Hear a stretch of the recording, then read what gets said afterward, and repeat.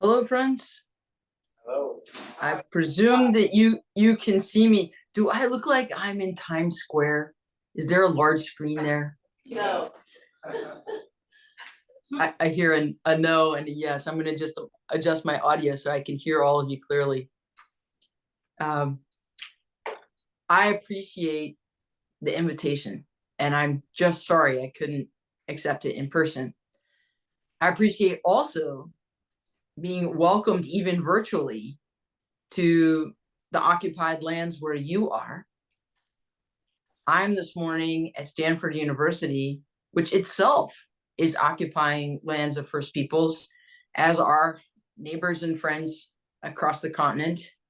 At Stanford, the land acknowledgement is not nearly as in depth as the one I just experienced and deeply appreciate.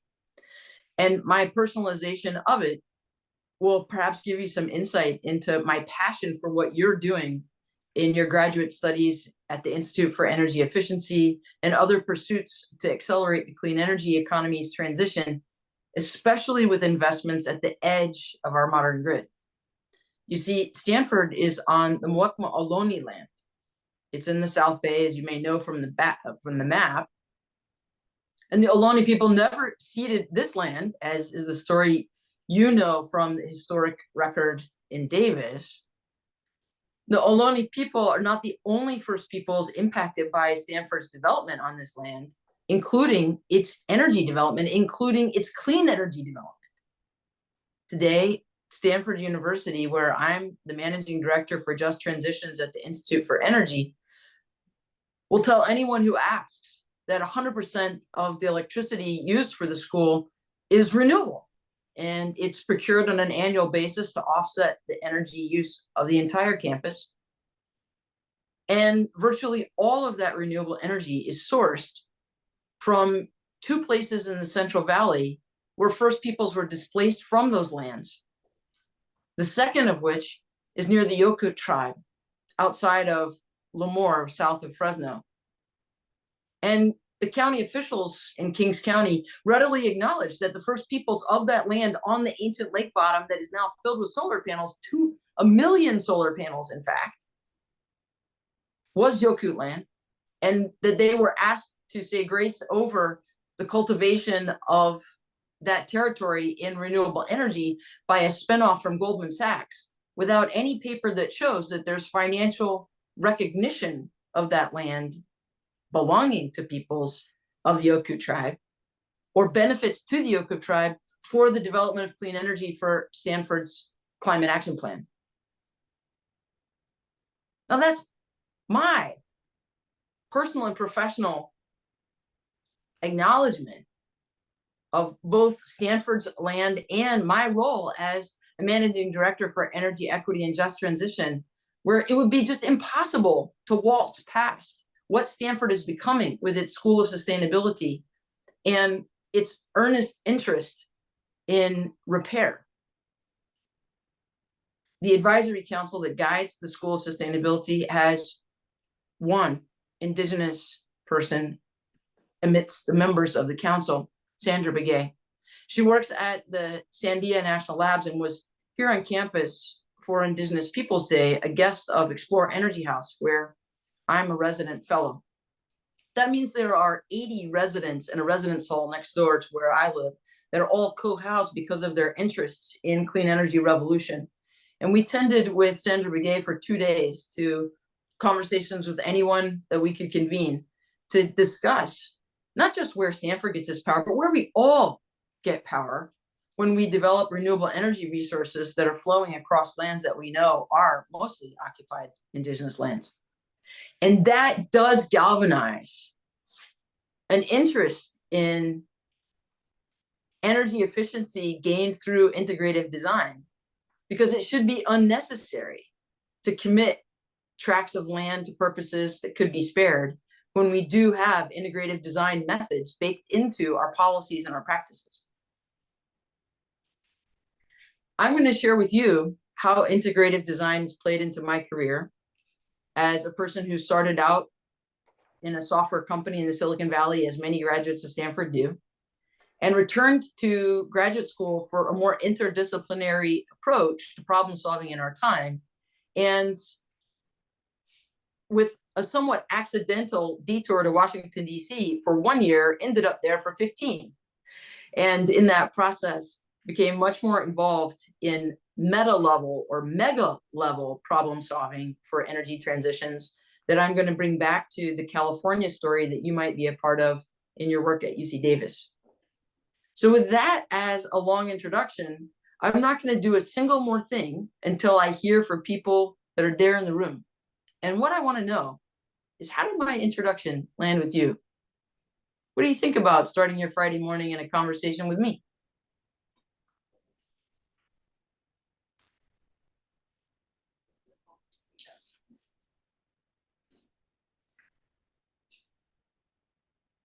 All of you are in graduate school, so you're not that shy. Yeah, go for it. I'm gonna drink half a cup of coffee and then I'll come back and give the answer to you. How does that sound? Can you hear me? It's not time sensitive. Okay. No. Anybody? Someone want to speak?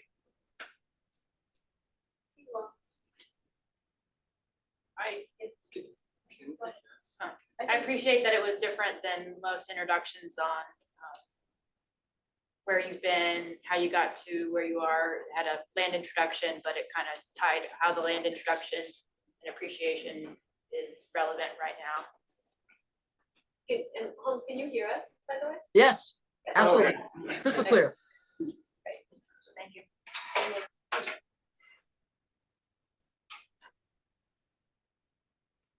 Well, I guess I'll speak. I'm not a graduate student, unfortunately, but maybe we can inspire some conversation. But I was really, I think it's really to be able to be specific about sort of the work that you do and also the implications for the lands that you're developing for energy at Stanford and also where Stanford resides is great, because our land acknowledgement, I have a lot of respect for how it's developed in partnership with the tribe and everything, but it's not very specific to the activities we actually do here around energy. So I really appreciated that real connection between the work that you do and the indigenous people that energy development affects.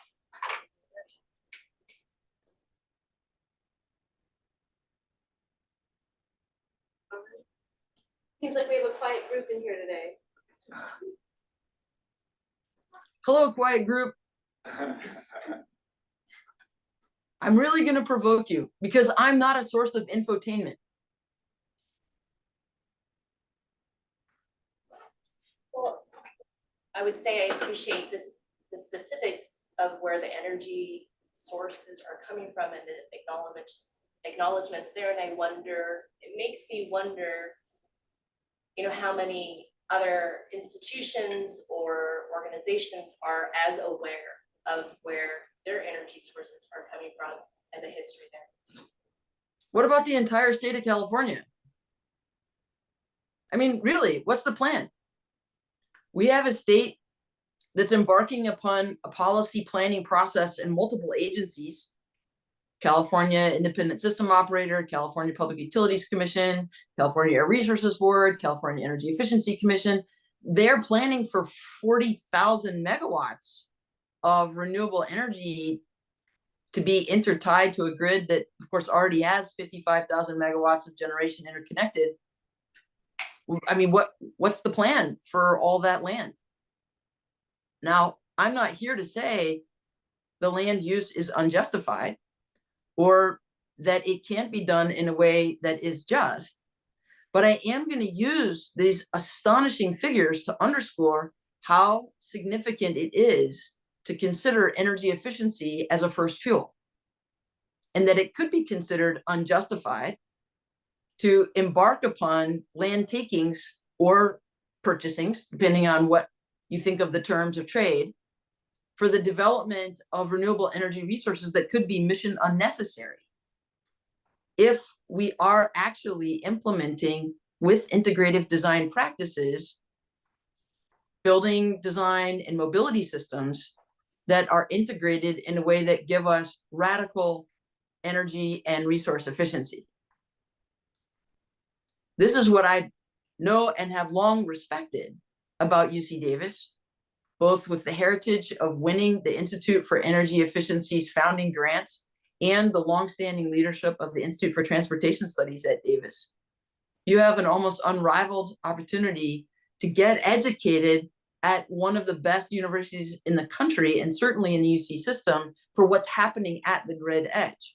But I introduced myself to you along with the land acknowledgement to tie and literally bind myself as a professional to the reconciliation of how we use the tools of our craft, and whether or not we are actually successful in cultivating grid edge investments does have repercussions at a very large scale that run very deep in the nation's history and in the contemporary impacts of rapid energy transition.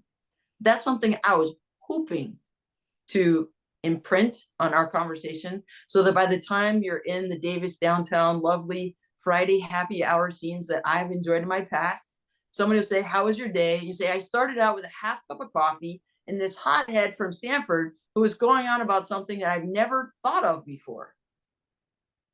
Because maybe it might have an enduring effect on the way that you think of the choices that you face as you chart your career and you compose some of the application of the skills you're acquiring in your graduate degrees. I saw Skylar and Daphne type in on the chats, and I want to thank them personally for doing that. And Tom, Sherry, Christy, Julie, Starry, Meg, I can see you too. Michael also. Be active with me. Even though I'm not standing on the same carpet in your conference room, I'm really interested in being active with you. I've decided to take the time that was generously allotted to this seminar to introduce some of the most exciting work that I know about to contribute to your graduate education in 2 acts. So it'll be a little bit of an intermission with another round of engagement like this. So please be aware that I'm going to be back at you soon.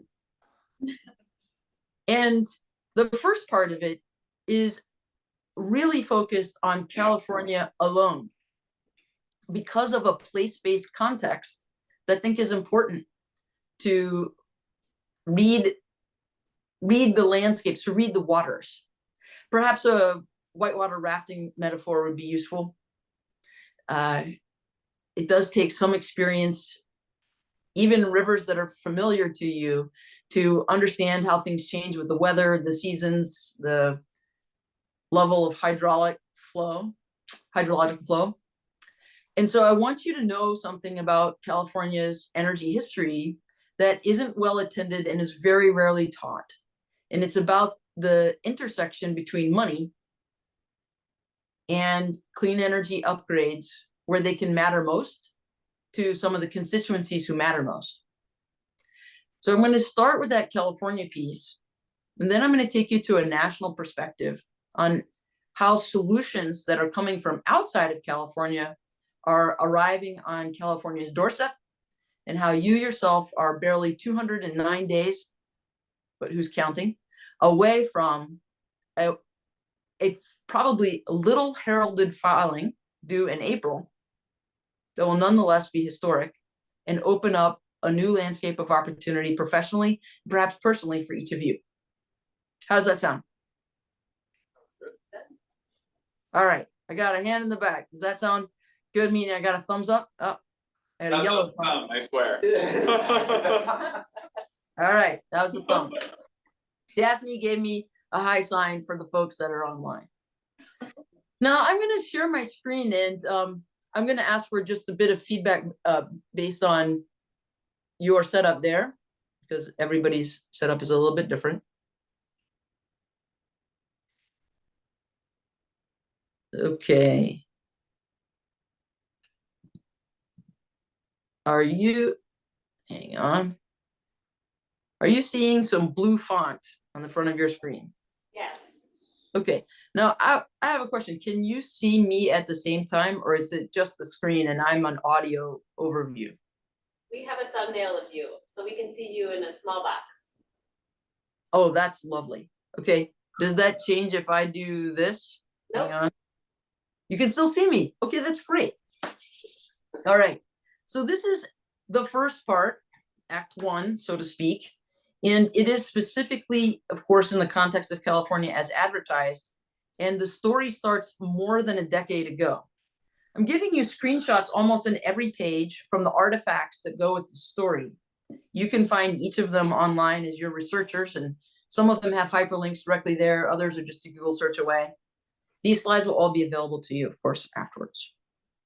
This report was a product of a consulting team that's still active in our industry today that was asked by the state of California to answer a fundamental question. How could it be possible that Californians were spending billions and billions of dollars on energy efficiency upgrades that never seemed to be reaching the money deserts of the state? How could money flow to money deserts for anything, and specifically for energy efficiency upgrades? The assessment and recommendations that were sourced from the professional team hired to answer the question came back with a table that had a title. Look at that, Table 7, the characterization of an ideal, the ideal residential sector efficiency product. What was that ideal? The beauty ideal from more than a decade ago, delivered to state policymakers as a loan, a consumer loan, a value proposition that Governor Moonbeam's aspirations for clean energy in California should actually be capitalized on the balance sheets of the residents that voted him into office. That the state government wouldn't actually embark upon a policy process that would take responsibility for the conditions of deprivation and landscapes of disinvestment, but instead would endeavor to market to households loans, personal liabilities, persuading individual California households to borrow money in order to buy the equipment that would allow California to meet its promises to the world. This report went on to describe in some detail the attributes of what California could then market to its households. And it embarked, the California Public Utilities Commission that bought this analysis then issued a decision that embarked upon a $75 million effort to implement this ideal through ratepayer-funded pilot programs administered from the Treasurer's Office in a special division called CATFA, California Alternative Energy and Advanced Transportation Finance Authority, which is why I think people mostly just call it CATFA. Now, CATFA operated and still operates something called a hub for energy efficiency finance. And those of you that work with the Institute for Energy Efficiency at UC Davis may have been deeply involved in its development, from having literally a first staff person to now being a fully functional and operational team today. Those 7 pilot projects included a few for different market segments that were marketed under a brand name called Go Green. And I should just pause here. Go Green is still available today, and you can go look online for Go Green Energy Efficiency Financing. And the ratepayer funded pilot was to use the proceeds from the California Public Utilities Commission to pay lenders to make loans that they would otherwise assess to be too risky to offer at affordable rates. They would be happy to offer them at unaffordable rates, but then nobody would borrow the money. So the idea was to make capital available for energy efficiency at a lower price than anything else a person could borrow money for, based on the credit score that they would have for anything else that they could possibly get a loan for. That was the basic idea. In this chronology, while that whole concept was developing in California, I was at the Department of Energy as the senior policy advisor in the policy office in the waning days of the Recovery Act, where I just told you that the key quest was to try to keep money flowing past the expiration date, the last time we jumped on the chest of a dying economy with a stimulus package that was designed to stimulate economic activity with favor specifically to energy transition. And in those waning days, we met every single Friday at lunch in the Secretary's conference room to ask, where will we find the sources of financial flows that can be sustained on terms that are fiscally sustainable and financially scalable? Not only did we not know around the table, as you can imagine, nobody could have the smartest people in the room figure that out in just one room. Nobody that we could hail in from Wall Street knew either without violating consumer protections that were being enforced by the new Consumer Financial Protection Bureau. So we turned to the national labs and basically asked them to search the empire for anything that would work.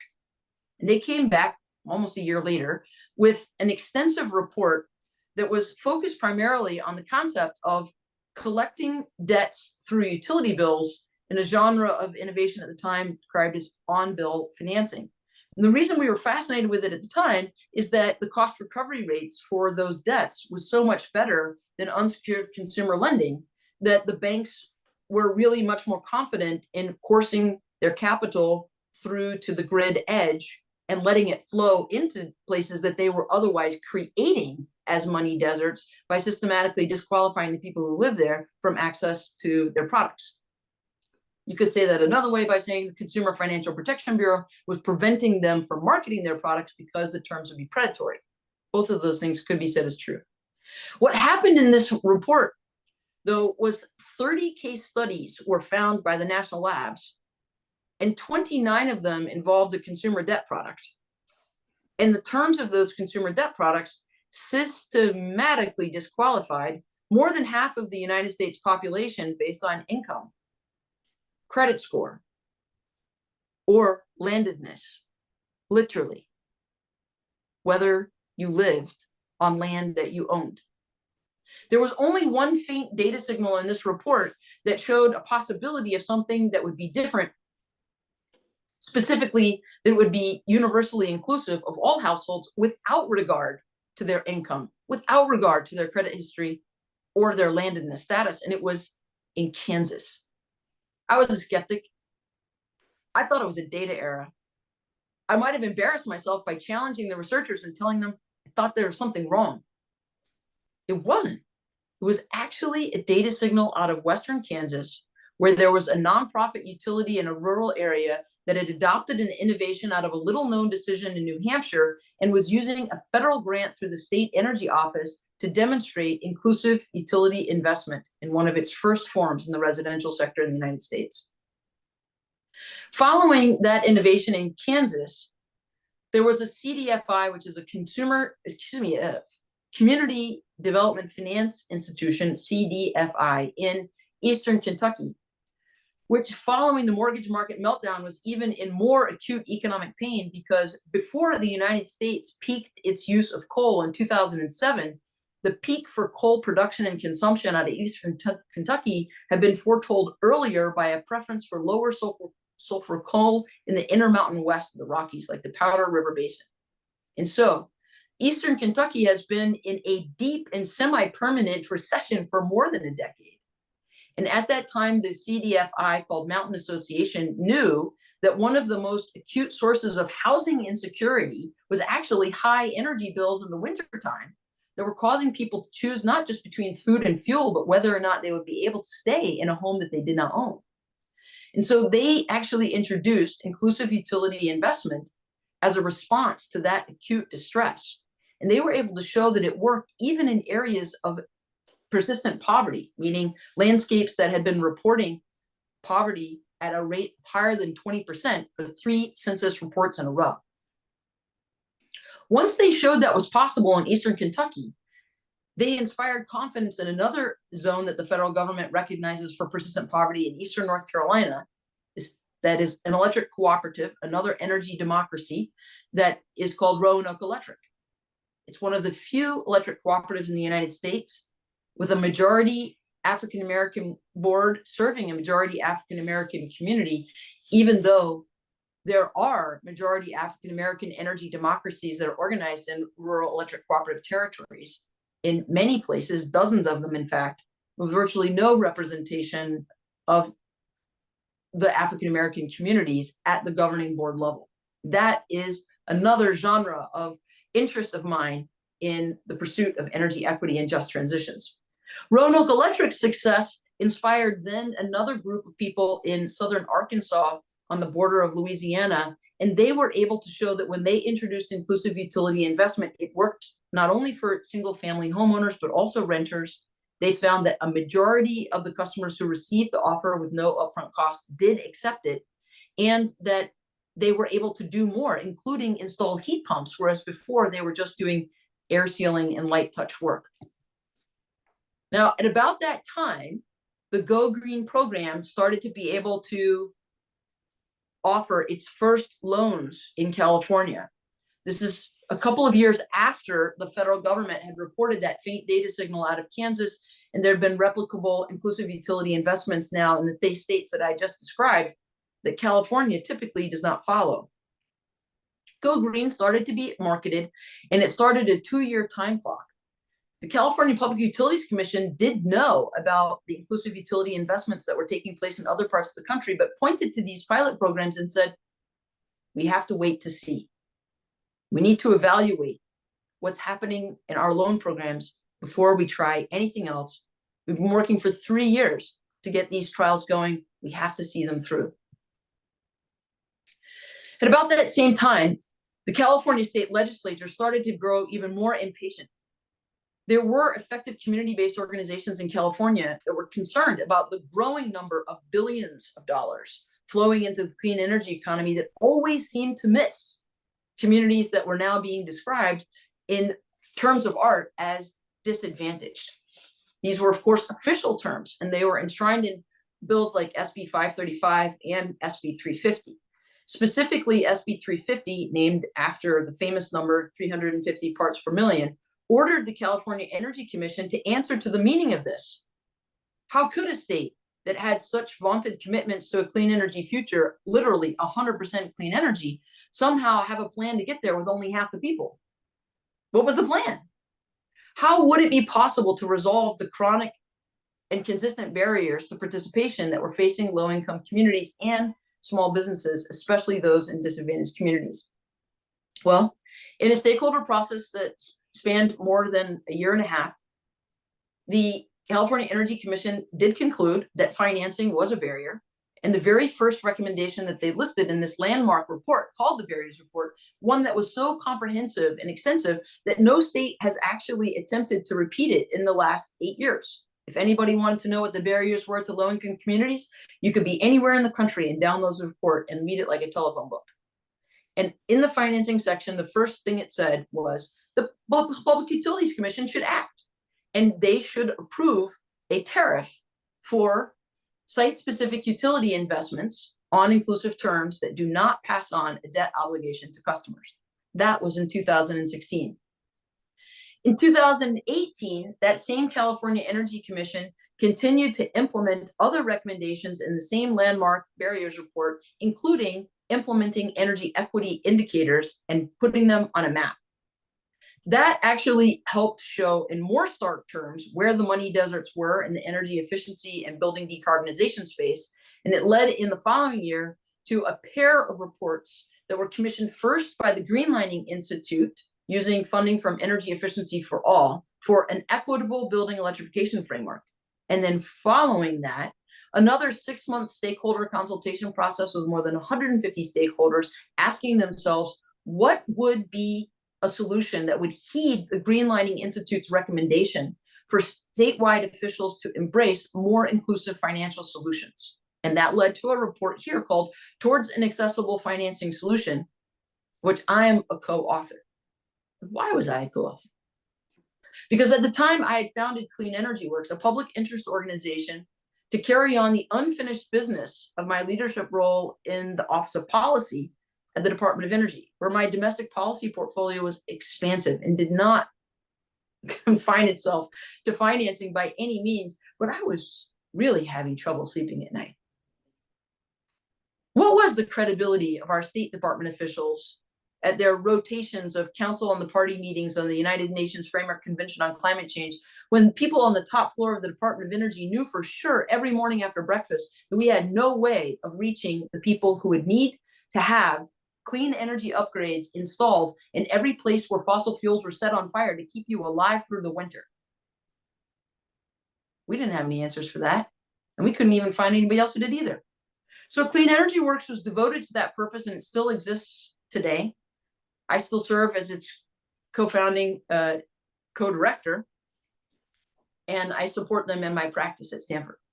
Now, Towards an Accessible Financing Solution was specifically for California.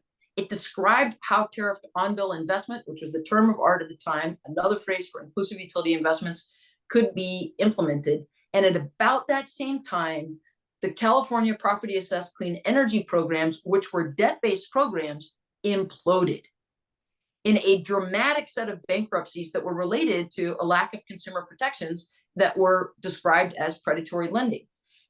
I can't dwell on the PACE story, but I want you to know how important it was to remember that in the 2010s, there were many people in California that thought that the private sector would just take care of marketing the clean energy into the private sector, homes and businesses with debt-based obligations that would be tied to property.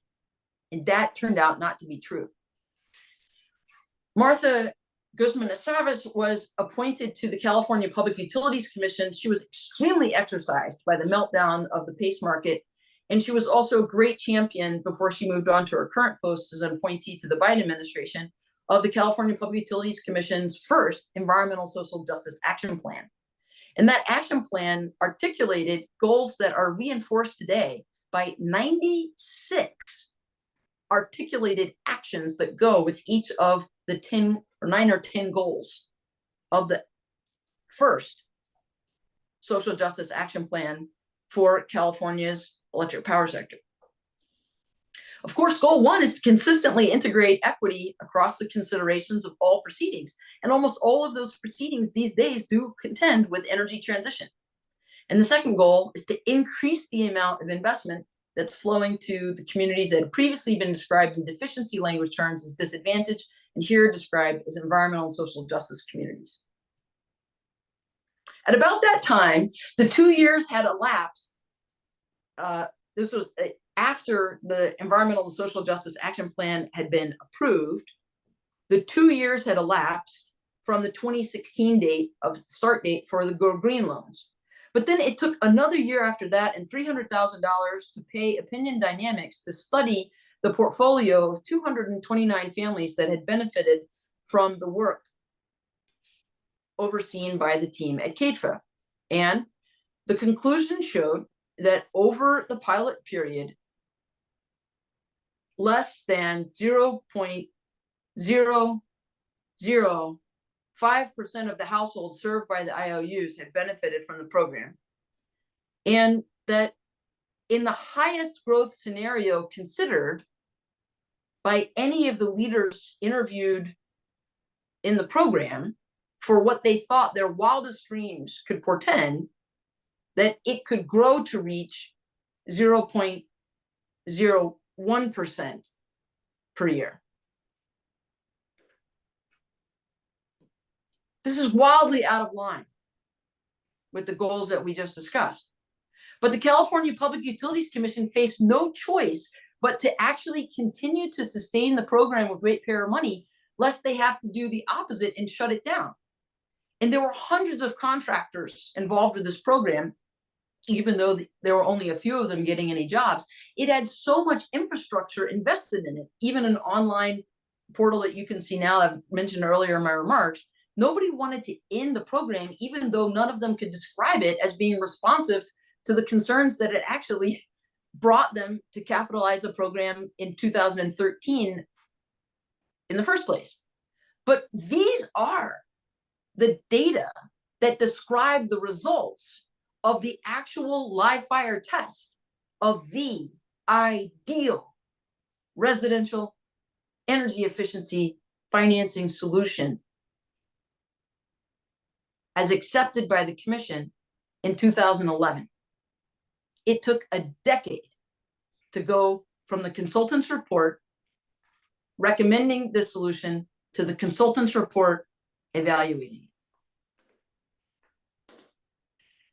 Meanwhile, across the country, there were a dozen states that were starting to follow Kansas, Kentucky, Arkansas, North Carolina, Tennessee, and New Hampshire. These are the light blue states where there had been licensed programs from a solutionary group called Energy Efficiency Institute in Vermont that had trademarked the term pay as you save.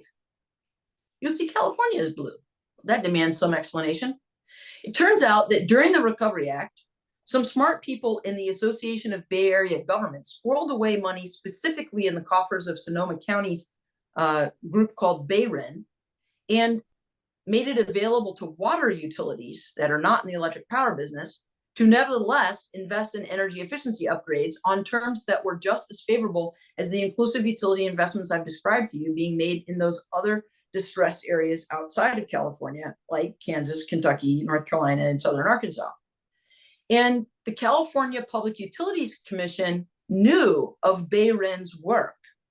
And I think, frankly, saw it as a source of confidence. They sought expert testimony from the program managers there. And within 5 months of accepting the evaluation of the debt-based Go Green financing pilot program, because they had to both commission the report and then they had to have a meeting to accept it. Within 5 months of accepting it, they each individually took briefings requested by them on the Building Decarbonization Coalition's report called Towards Accessible Financing Solutions. And they voted 5-0 to launch a new decision-making proceeding in California for clean energy financing to ensure that new options will be accessible to populations that face issues of creditworthiness and barriers to accessing affordable capital, which, by the way, was the very same problem frame in 2011 that had been given to the consultants retained at that time to help them find a solution. But this time, a decade later, they faced new data sets from outside of California that can help them explore other options. Now, this is the end of the first act. So I'm going to stop my screen share because I have to ask, what do you think of all that?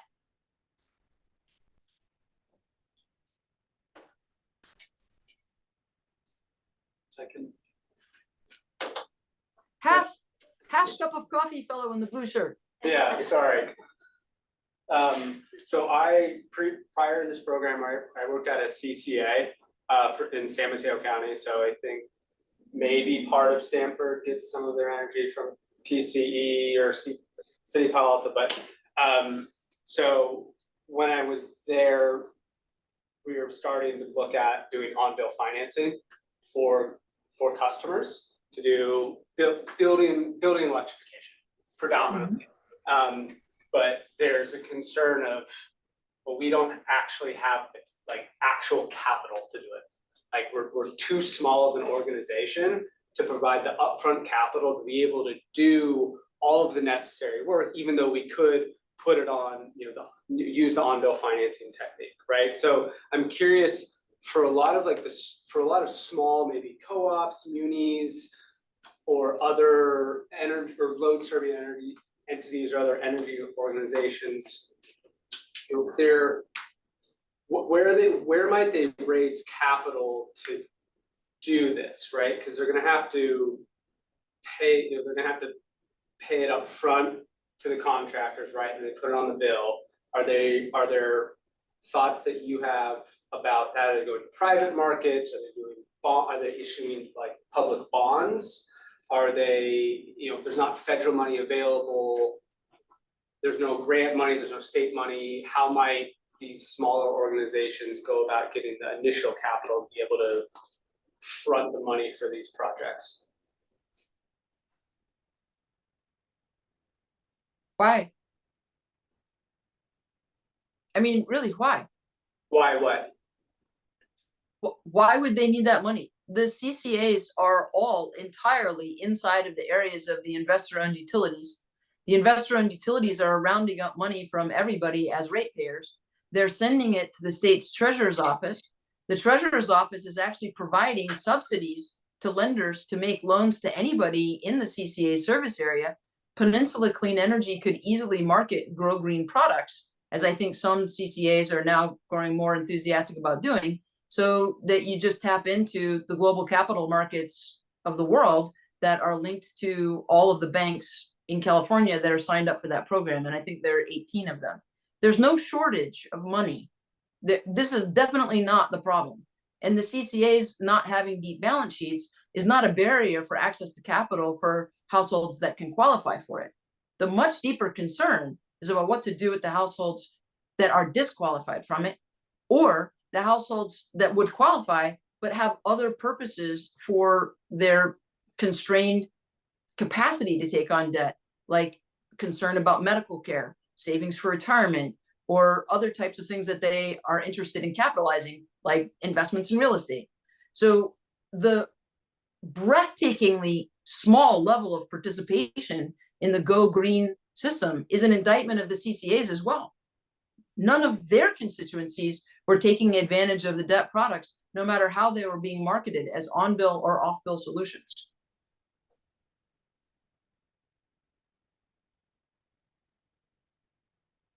Sorry,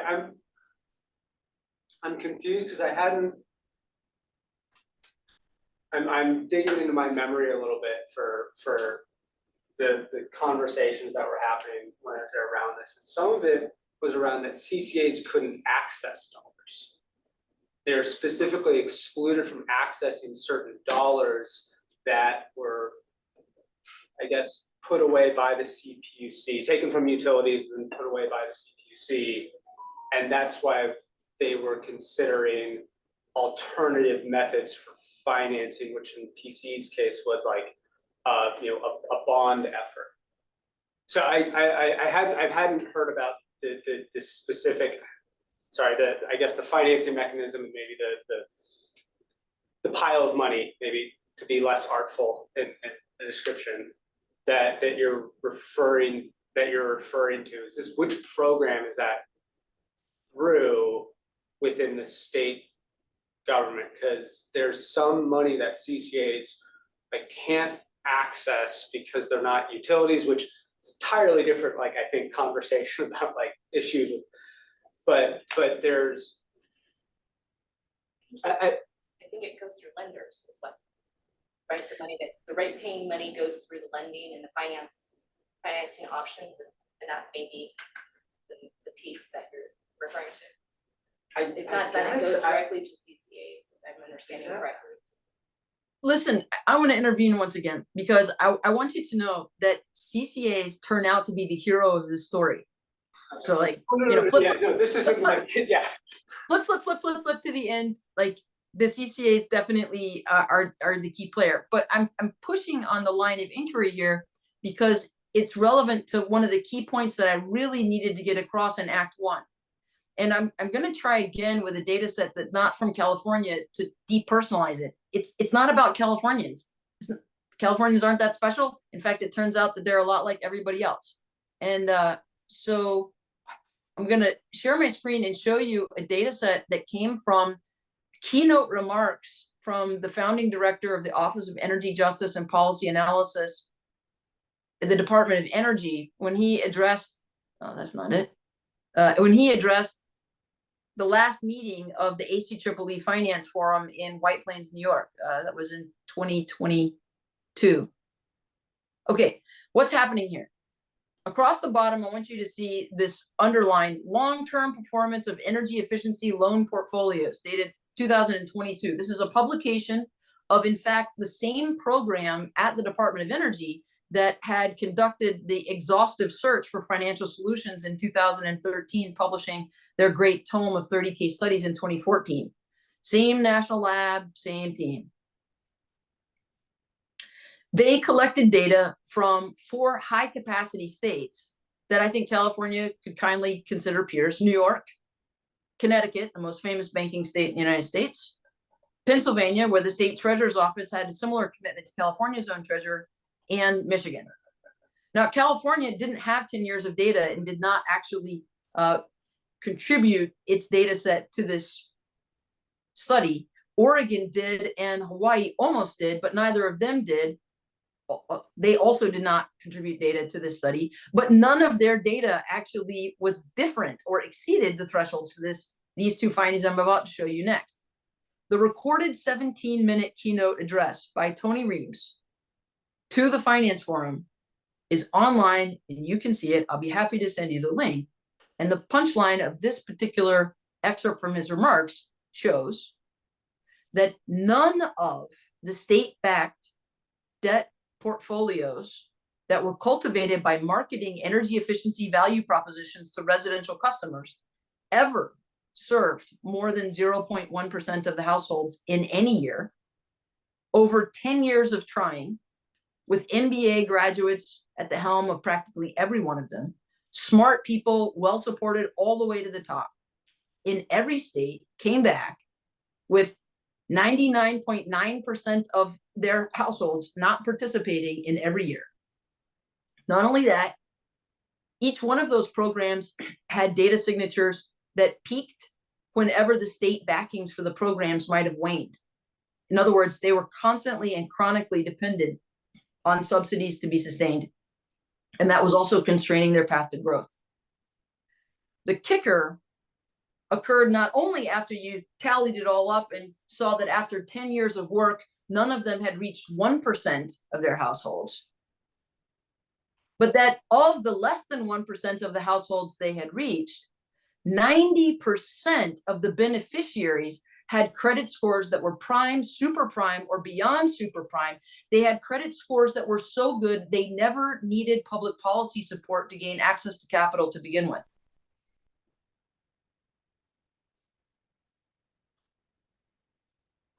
So it wouldn't really matter if a CCA did or didn't have access to capital.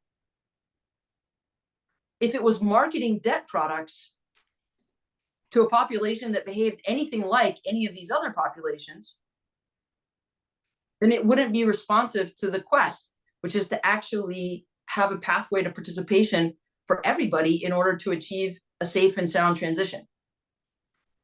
And so solving the problems of how to make debt portfolios work better may continue to be the professional pursuit of many people involved in the banking industry. But for people who are involved in the energy revolution, we will have to be able to incorporate other types of ideas. And that is one of the main takeaways I was hoping to share in Act 1. But in harping upon it, I see that it has been important to try to be convincing, because otherwise we can actually consume ourselves and a lot of other people in continuing to try to develop consumer debt products that offset from our civic leaders the responsibility of finding financial pathways of flowing fire hydrant scale money into money deserts, and instead actually going to gardeners in deserts and saying, would you mind planting our seeds for us? Is this helpful? Absolutely, yeah. Act 2 is a bit of a redemption story, and I want to keep my pace up so that we close on time. Not because redemption sounds like something that's bad happened to people. I'm talking about the story, California's walk in the wilderness. Because at 2021, you could be feeling necessarily anxious, like, wow, our targets are continuing to grow more ambitious. Our political convictions are growing deeper. Our populist restlessness is growing more vocal. We are going to have to solve these challenges. What will we do? So I want to introduce you to a solution space, which is, I hope, a rewarding part of your time with me this morning. And I'm going to use a different set of visual aids for that. Let's see.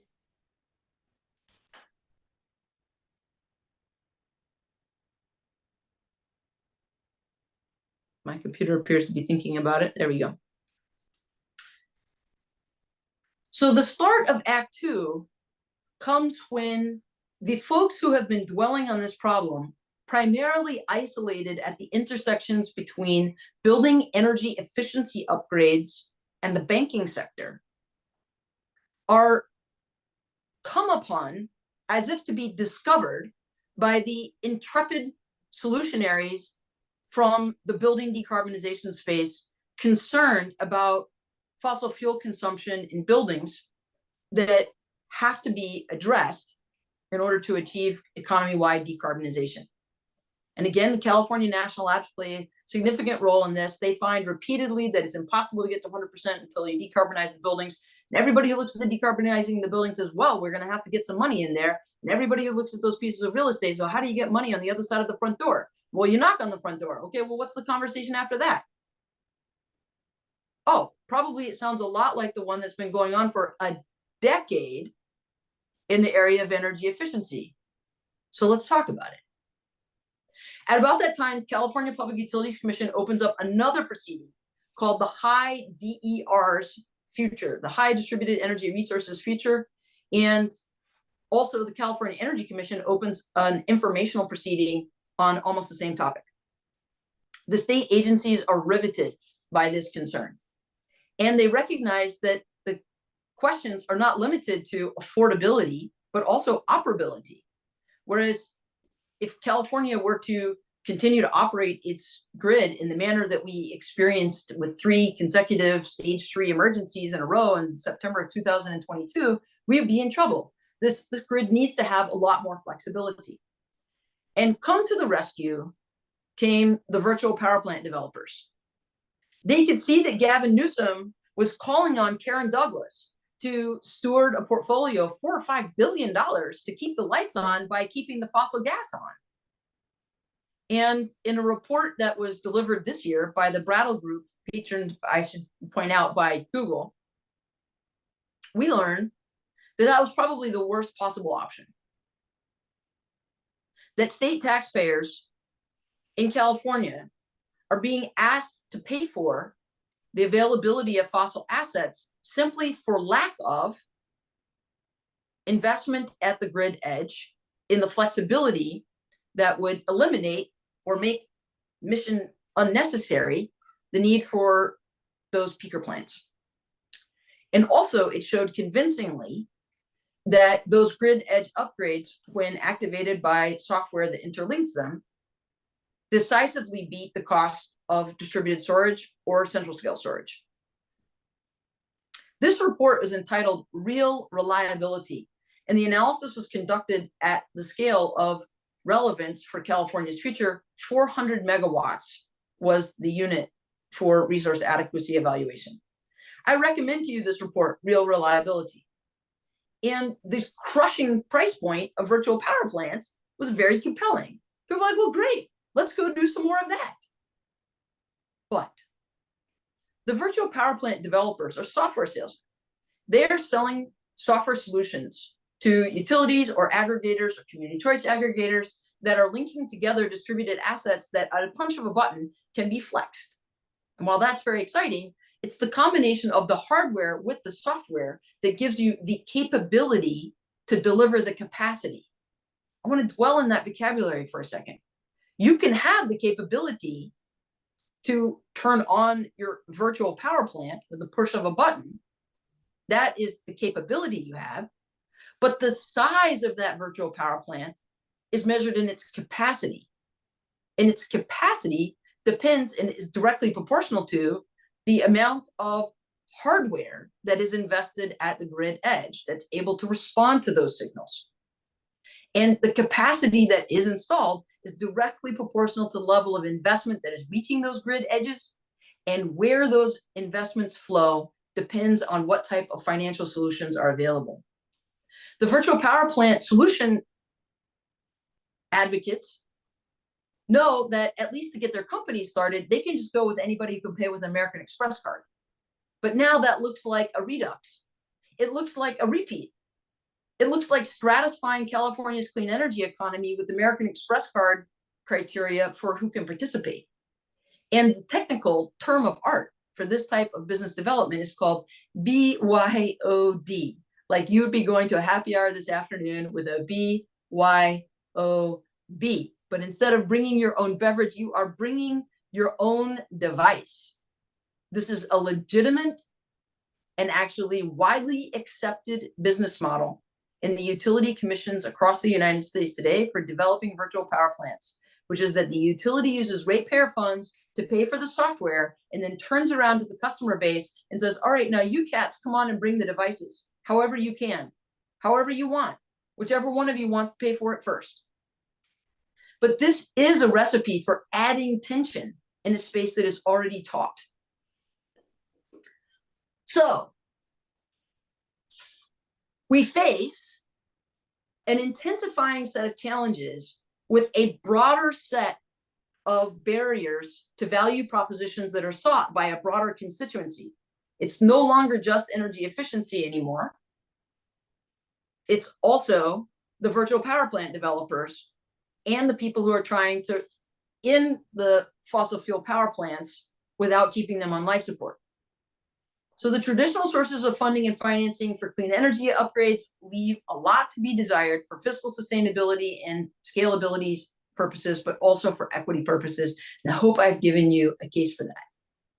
That is why the advent of inclusive utility investments to allow utilities to capitalize all money-saving upgrades at any site that they serve and recover those costs with a charge on the bill at that location that is specific to that site and proportional to the investments made there, but less than the estimated savings from those upgrades, is becoming more widely accepted. In fact, on the 18th of August, the California Public Utilities Commission ordered every for-profit utility in California to turn in a tariff that would accomplish this aim within 270 days, 60 of which have already elapsed. You are well on your way to living in a state where the state government is obligating every utility that it oversees to capitalize grid edge upgrades for anyone on terms that could be acceptable by almost anyone.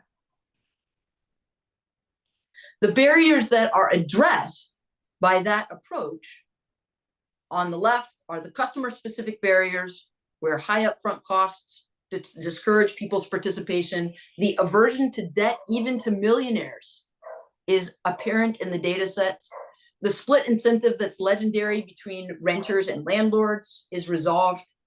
And of course, creditworthiness, as it's administered by the banking system, is NA, not applicable.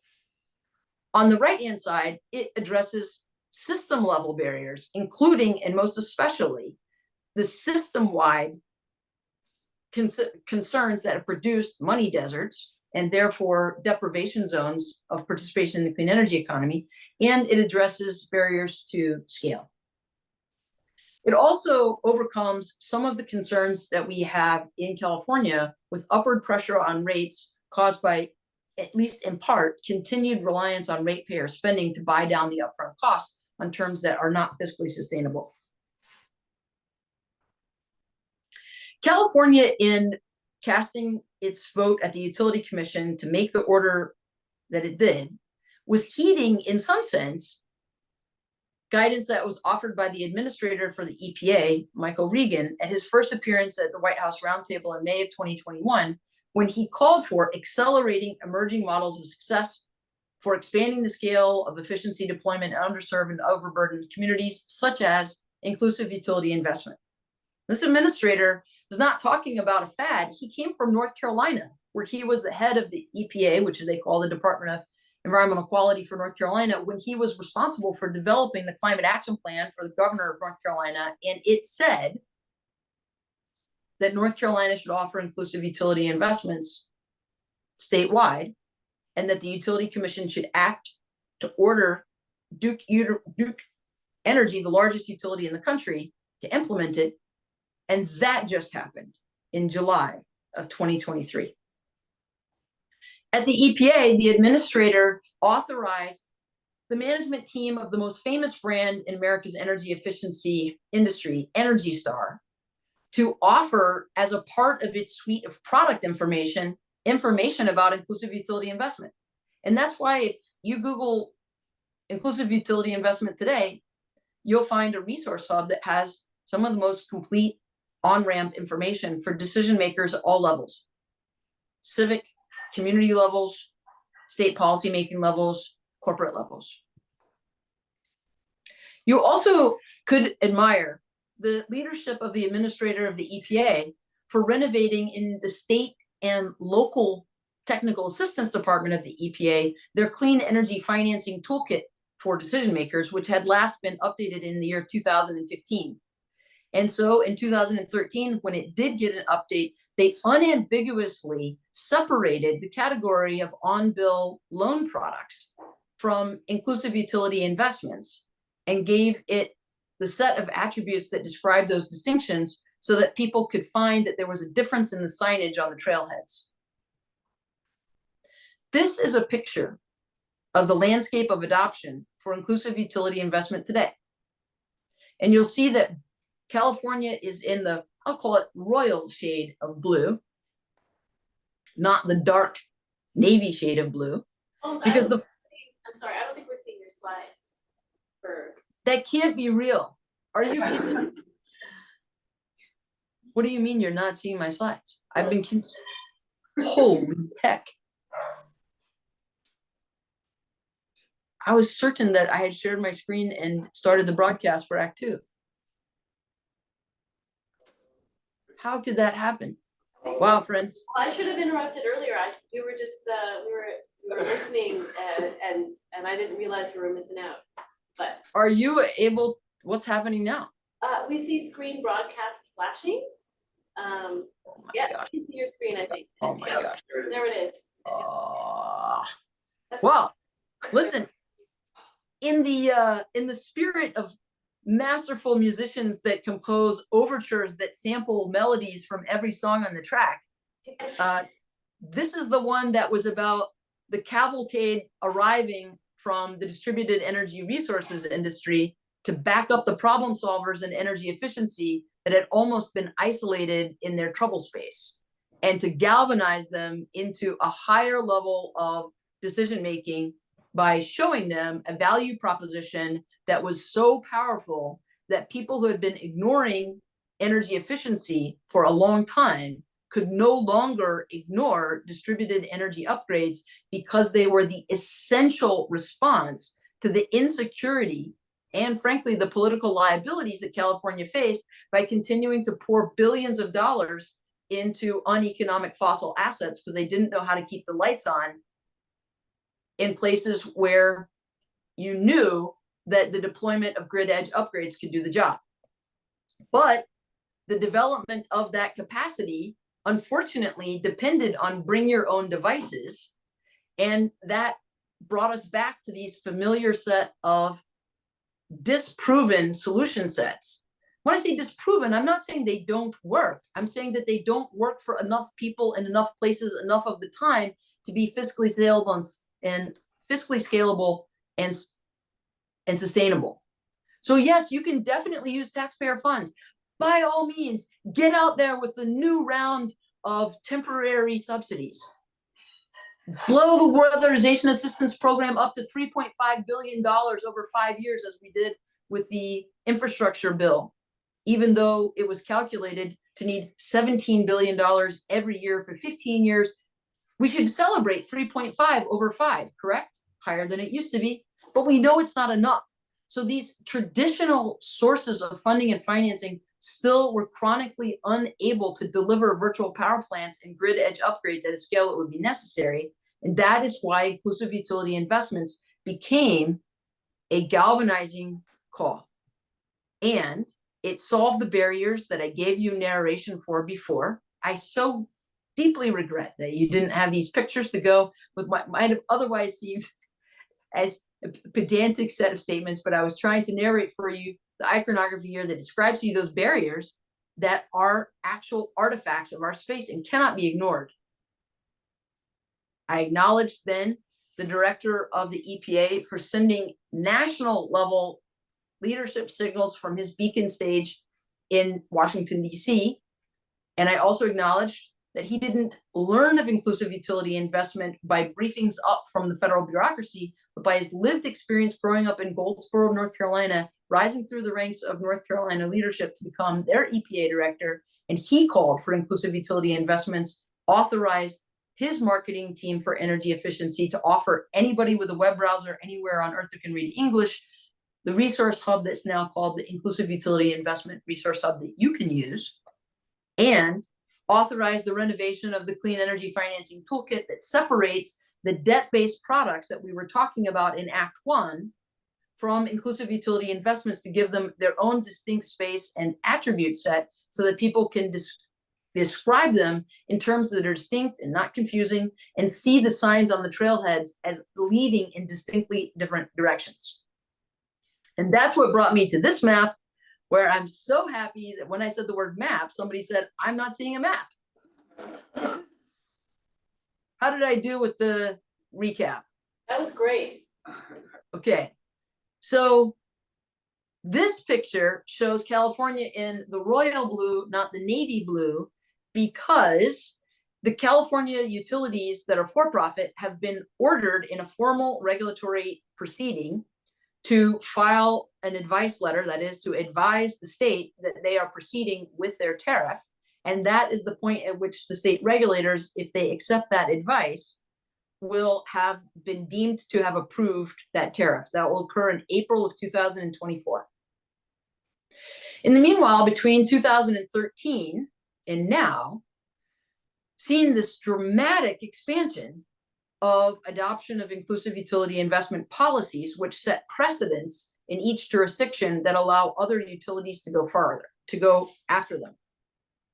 This map really only describes precedents, and I want to say that with real emphasis in my voice, because those little polka dots that are blue and orange are really actually more aptly describing the geographic areas where inclusive utility investments are available. They're still available in fairly micro scale geographies, even though the policy precedents take place in larger jurisdictional contexts. So there may be only, one utility in Virginia that has offered inclusive utility investments, and they have maybe 100,000 households, but the precedent was set at the Utility Commission, which has now deemed that it's just, reasonable, and fair, and would be presumed to make that same judgment if anyone else asked them for the same question.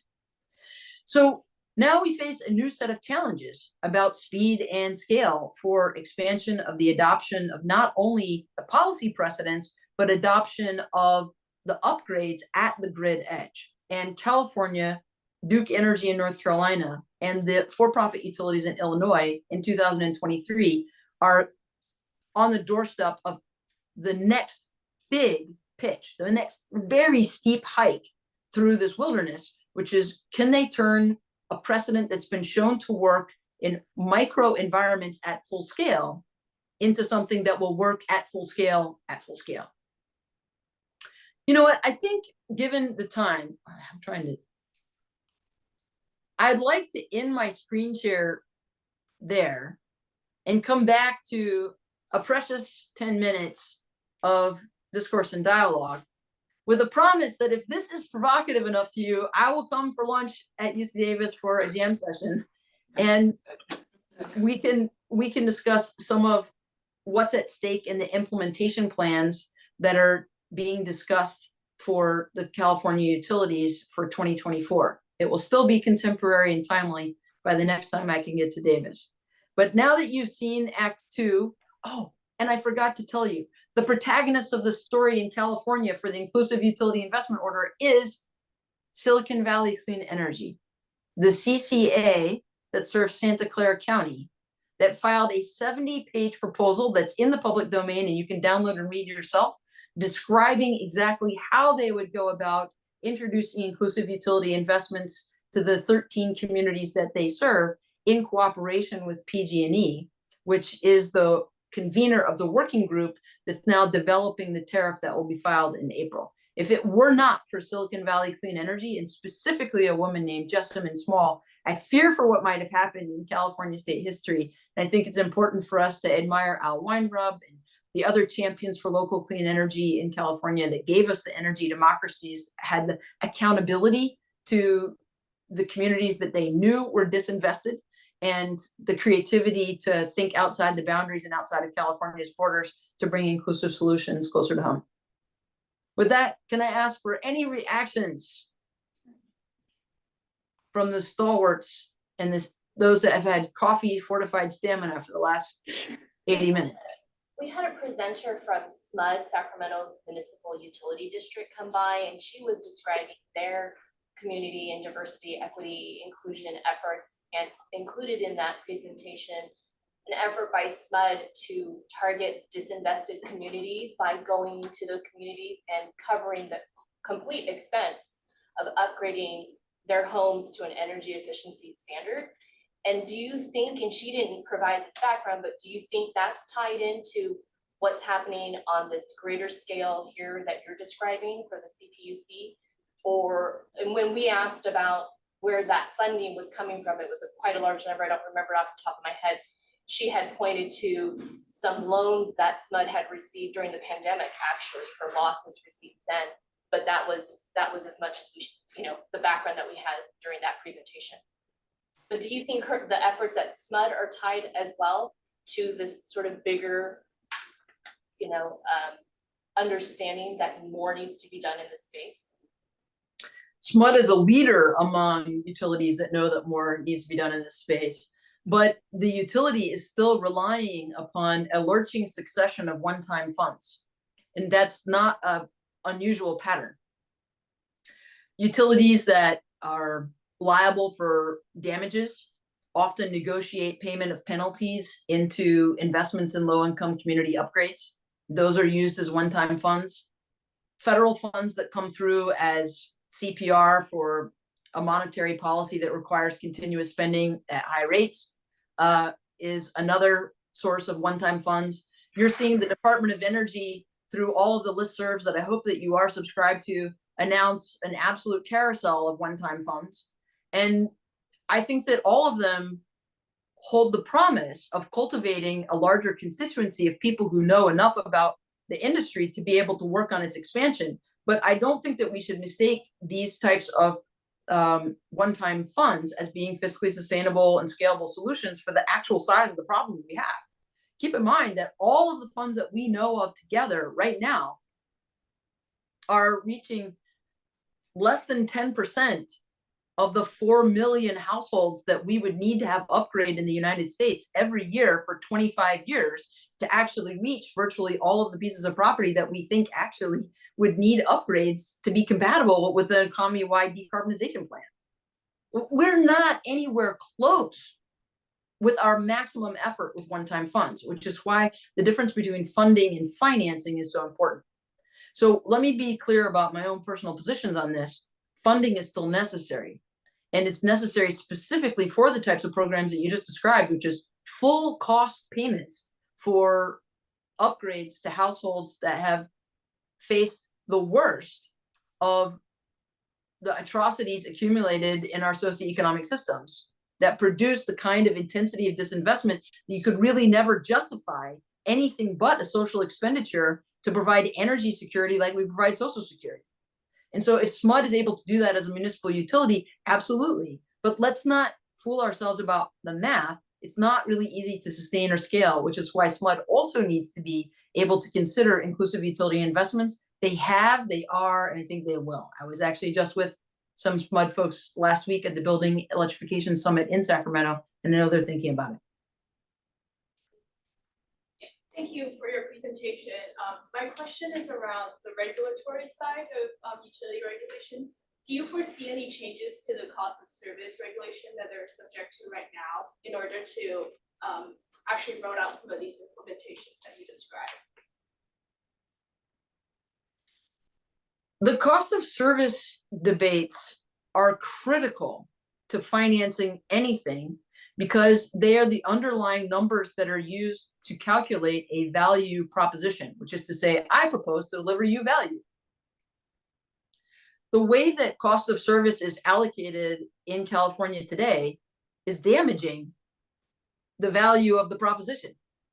So even when you can introduce inclusive financial solutions, only the most lucrative propositions can be capitalized on those terms. And in the absence of better value propositions, a chronic dependence on state-backed subsidies remains in place.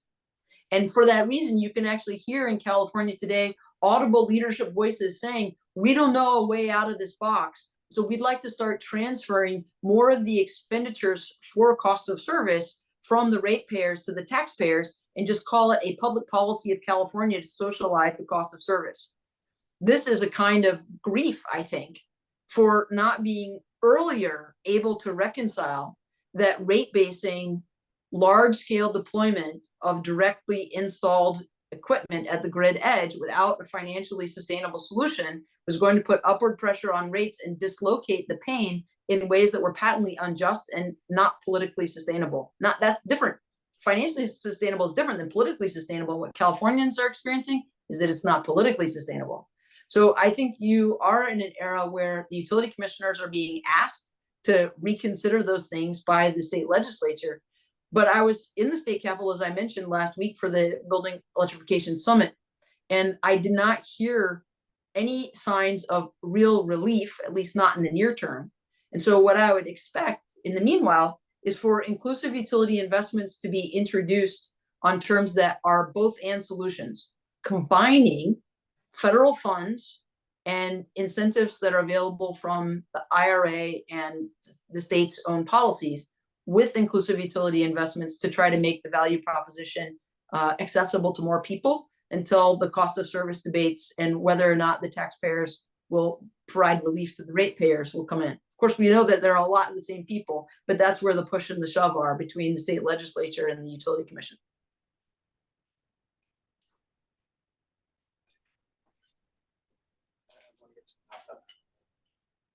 Are there any other questions?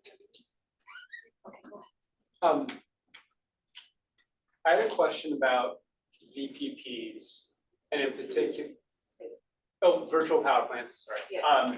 And in particular, your thoughts on the operation of them with regard to paying, you're paying the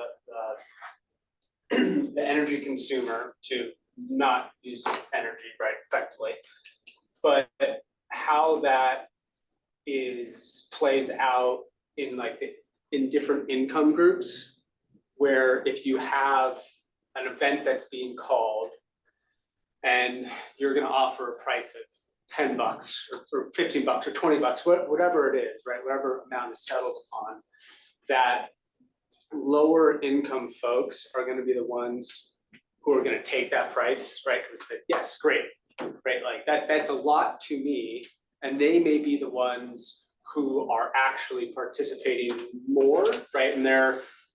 And helping reduce the stress on the California grid, right? But they could subsequently be the ones who may be suffering, right? Because maybe they're not running their AC and it's really hot, or maybe they decided to, maybe they decided to say, okay, great, I'm going to respond and I can't cook for the next hour because they have induction stove. I'm kind of contriving examples here to kind of move to more electrified space, and I'm wondering if there's like a equitable pay structure or equitable operation of VPPs that ensures there is equal is not the right, but a more equitable participation across the income spectrum. Otherwise, like market forces may have folks in lower incomes participating more often, having to say, quote unquote, the California grid for this, for this example, but it could be anywhere else. And so I'll leave it there. It's kind of a half-formed idea I've been thinking about over the last couple of months. Well, a couple of quick things. I think you are in a good space to do some frontier thinking because it's frontier space.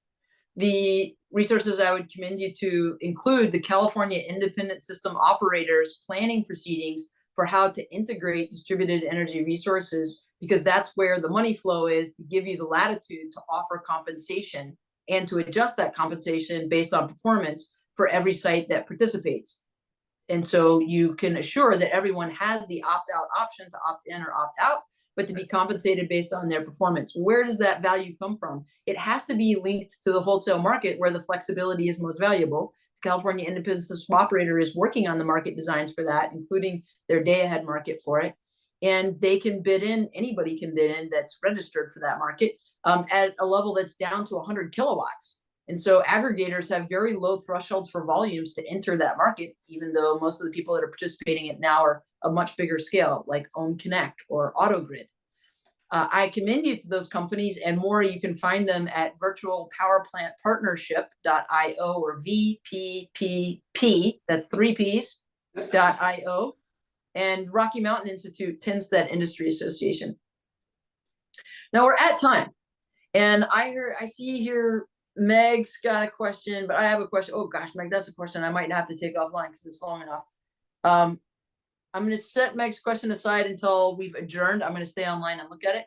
But I have a question for you that I'm not leaving until I hear an answer. And I want one from everybody. That means the people on the Zoom, you can use your yellow thumbs and you can just answer affirmatively with an up thumb. You don't have to use a down thumb. But I want to know, if I come to Davis, who found the last hour and a half of this discussion to be relevant enough to your interests that you would devote another hour to it over lunch? And I'm interested to know that because I don't have as much visibility into what your studies are, your professional aspirations, or your personal interests for participating in the clean energy revolution are. But I want to know, if I'm coming to Davis, who I'm coming to see. Julie, Tom, Haley, Christy, Michael. I see some hands in the room, but I'll have to ask for help writing down the names. Got it. Meg says, I don't even live in Davis, but okay. Well, listen, I'll try to make it accessible when I can get there. But I want to be earnest about issuing a rain check because, of course, I wanted to join you in person. And it's a little bit awkward to run a seminar like the kind I really enjoy, as interactive as you can see, I really prefer, from afar over Zoom. But I still hope that provoked you. And I hope in 6 hours, when all of you found the nearest happy hour, because you should, it's Friday, that you do think, wow, this morning I went to this Friday morning seminar. It's one of these things I got to do to get out of here. And I experienced something that I might never forget, because it's an incredibly inconvenient set of facts about my deepest aspirations. And if I believe in what I'm doing, that there's a future within the span of my career that we will celebrate, then 100% can't mean half the people. And people with educational privilege and access with credentials to decision-making bodies that you will have access to can even go into other industries and never forget that these are unsolved problems that require our attention. And I look forward to giving my attention to you if you're interested in staying in the conversation.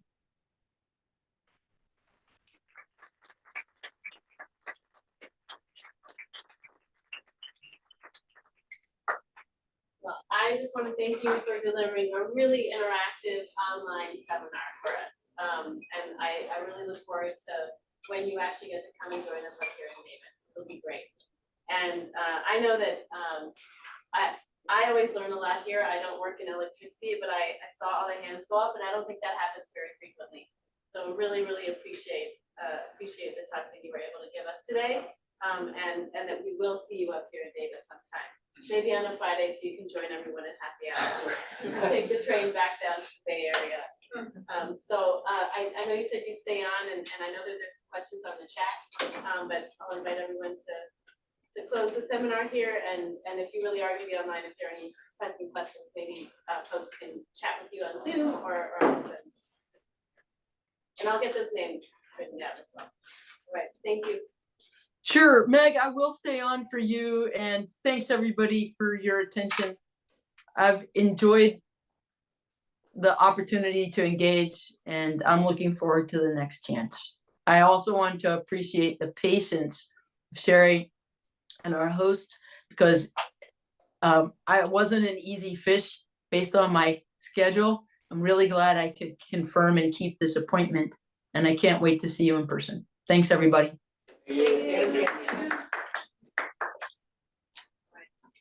Thanks, Haley. Meg, I want to honor the chat box question that you asked, which is what's up with the PG&E representative who said that social inequalities are so deep that they just can't fathom doing anything about it? It's got to be somebody else's problem. That basically what I got?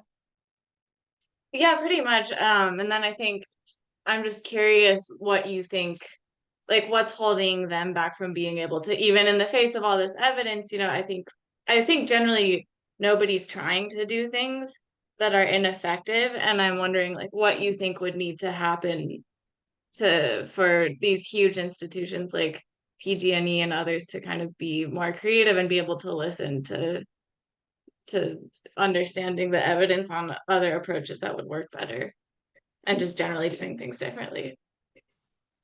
Well, let's be clear that the clean energy revolution has to happen faster than our country is healing from the horrible truths of our history. Mm-hmm. And recovering with repair is something that I think each of us can aspire to take personally if we are interested in a clean energy future, that healing is part of it. But if institutionally the politics aren't there to accomplish a kind of reconciliation that political scientists could describe to us as a constructive and healthy path to pursue, the world cannot wait for the racism of our nation's history to be reconciled. Mm-hmm. But that does not mean that we should stand by and indulge it and just say, well, I guess, that's just like something we can't do anything about from a position of privilege. And I want to say that from a position of corporate privilege. Like, who is a person from PG&E, no matter what their background, who could say our company, one of the biggest energy companies in the United States, can't deal with endemic social inequalities? Oh, well, that's not actually an acceptable answer from any of the for-profit corporations that answer to the Public Utilities Commission in California today, because of the social and environmental justice action plan that the commission has adopted to guide its decision-making. And the Utility Commission, of course, has to act with 96 different actions that they've already articulated for themselves to give that as a clear signal to the investors in those for-profit companies. But the message is very clear, and the PDF's been available for 2 years. You can download it with a right click anywhere to know that the PG&E corporate executives are being asked to have a different attitude about social justice in California. Now, it may be true that PG&E's instruments are limited because the instruments that it has are limited to what its charter is as a corporation. But one of those instruments is a tariff. And the order on the 18th of August gave them for the very first time permission to develop the tariff that would be, if it is somewhat like those in other states, less than 3 pages that describes the terms on which they could offer just, reasonable, and fair terms for upgrades. More or less setting aside the conditions of hardship or refugee status of anybody behind the front door of any building by saying the governor's appointees are approving our option to capitalize on these terms, upgrades that will take responsibility for the state's policy to make sure the upgrades go in. And we're not going to call it a charity project from the social services department.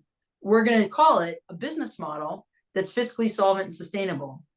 And it's called site-specific investment with site-specific cost recovery for all money-saving upgrades with a value proposition that's framed by the rates and services that the commission sets. So there's still plenty of burden and obligation to share. It's not all in the backs of PG&E. But what could be said about a PG&E official in the past is that they weren't authorized to use their primary instrument, and now they are. Hi, Haley. I want you both to know that I have somebody who's waiting for me at the 12 o'clock here. But if you've taken yourself onto video, I would wanted to at least greet you. And if you have something you want to say, I want to be able to be responsive. I can be very quick. I've been taking more law classes and seeing like how energy is actually applied, and a lot of discrepancies in reaching those goals and then not reaching equity goals that they set as well. So I'd love to email you. I don't want to take your time now, but thank you for presenting today. Took a lot of notes. It looks like chicken scratch, but thank you so much. I really appreciated it. I appreciate the feedback. Well, maybe we'll be able to continue the conversation when I can schedule a visit. That Friends, sounds I do have to depart. It's been a Bye. wonderful opportunity. See you soon. Thank you.